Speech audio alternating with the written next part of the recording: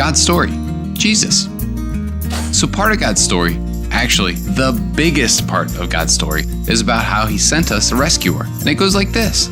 Way back in the beginning, God created a perfect world, and he made it exactly the way he wanted. It was full of good things like oceans and mountains and giraffes and jellyfish.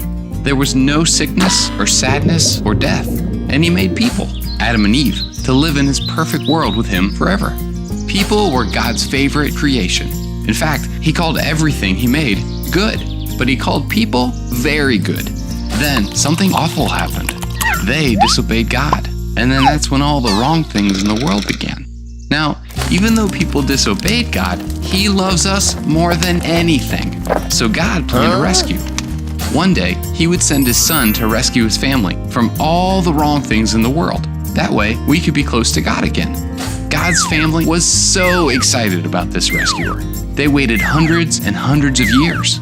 They thought the rescuer would be a mighty king or maybe a powerful warrior. Imagine their surprise when the rescuer was born as a little baby. It was Jesus. It wasn't what they had expected, but it was exactly what God had planned. Jesus was completely human, but also completely God. That means he was perfect and never did anything wrong. He ate and slept and had friends, just like you and me, but he could also do incredible things that only God can do. And when he was all grown up, he was ready to show the whole world that he was God's son. When Jesus was an adult, he started traveling and doing miracles.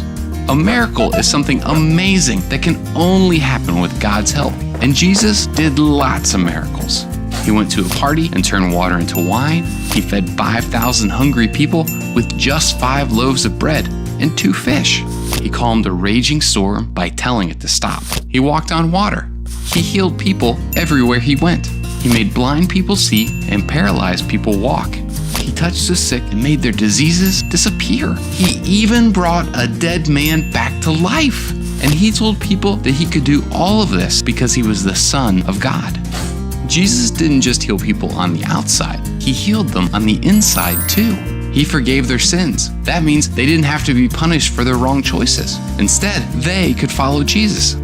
Some people didn't like what Jesus was doing. They didn't believe he was the Son of God.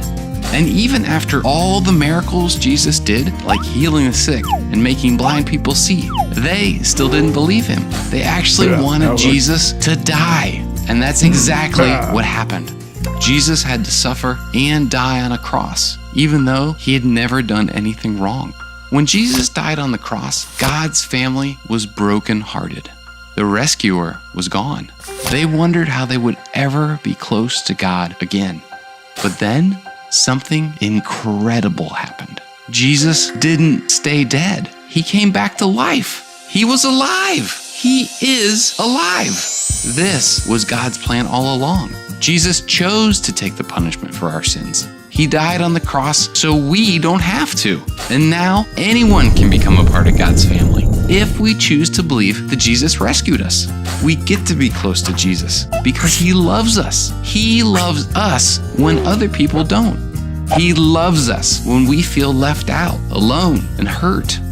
He loves us even when we do wrong things. And this isn't just your ordinary, everyday kind of love. It's the strongest, most powerful, never-ending, never-changing, always and forever kind of love. And no matter what we do or where we go, he will always be with us. And that's the story of Jesus. So in case you missed it, here's the quick version. God made a perfect world. People messed it up. God had a plan to rescue us. It was Jesus. He did miracles and healed people. He showed everyone that he's the Son of God. He died for us, rose from the dead, and forgave our sins. He loves us, and nothing will ever change that. And that's a really great part of God's story.